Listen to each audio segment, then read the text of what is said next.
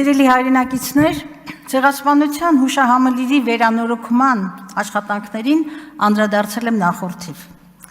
Եվ խնդիրը ոչ թե վերանորոգման անհրաժեշտության վիճարկումն է, պարոն Վարդանյան, ինչպես դուք փորձեցիք մատնանշել, այլ ինչպես նորոգելը։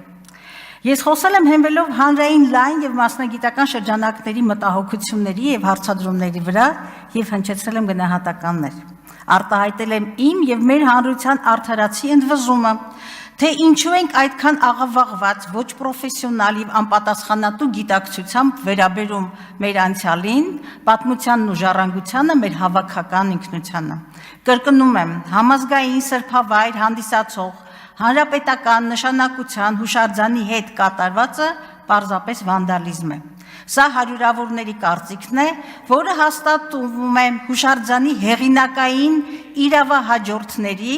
եւ մասնագիտական շրջանակների գնահատականներում։ Նորից եմ բարձրաձայնում, շուրջ 740 միլիոն գնահատված վերանորոգման պայմաններում,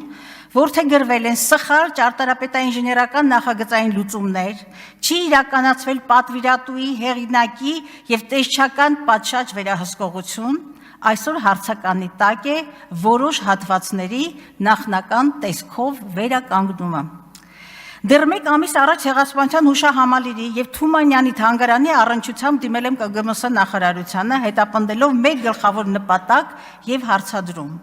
Ինչու պատշաճ մասնագիտական եւ օրինական կարգավորումների շրջանակներում չեն իրականացվել վերապահված գործառույթներ կանխելու հուշարձանի վնասումը։ Ստացել եմ մեծածավալ պատասխան, սակայն մտահոգություններս ոչ միայն չեն փարատվել, այլև ցավալիորեն հաստատվել են, այսպես ուշադրություն։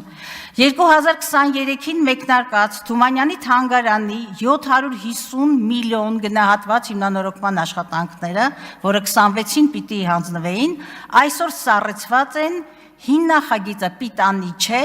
նոր մրցույթ է կազմակերպվելու։ Թե մինչև հիմա մեր հարկատուների հաշվին ինչ միջոցներ են փոշիացվել, դատեք ինքներդ։ Այսօր տարածվեց Հայաստանի ճարտարապետների պալատի անդամ 172 ճարտարապետների հայտարարությունը, որոնք դիմելով Հայոց ցեղասպանության թանգարան ինստիտուտ հիմնադրամին, ինչպես նաև ԿԳՄՍ նախարարությանը, մասնավորապես արձանագրում են։ Ես ամբողջը չեմ կարդա, բայց մեկ մասը կներկայացնեմ։ Անհապաղ դադարեցնել հուշարձանի ներկայիս վերականգնման աշխատանքները, որոնք իրականացվում են սխալ ճարտարապետաինժեներական նախագծային լուծումներով։